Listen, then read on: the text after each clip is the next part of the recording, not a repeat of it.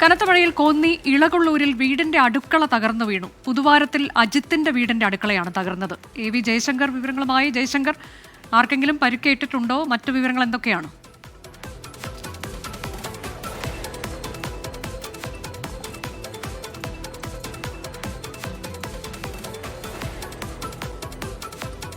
അനുജ, ജില്ലയിൽ ഒറ്റപ്പെട്ട ശക്തമായ മഴയും കാറ്റുമുണ്ട്.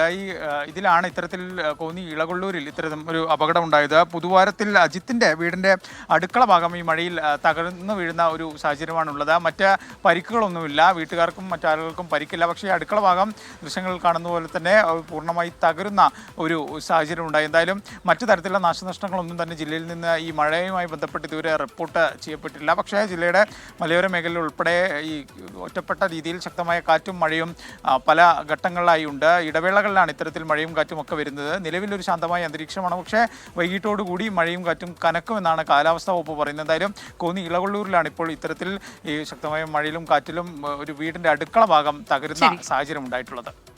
പത്തനംതിട്ട ജില്ലയിലും ശക്തമായ കാറ്റും മഴയും തുടരുകയാണ്. കോന്നി ഇളകൊള്ളൂരിൽ വീടിന്റെ അടുക്കള തകർന്നു വീണു. അജിത്ത് എന്നയാളുടെ വീടിന്റെ അടുക്കളയാണ് തകർന്നു വീണത്.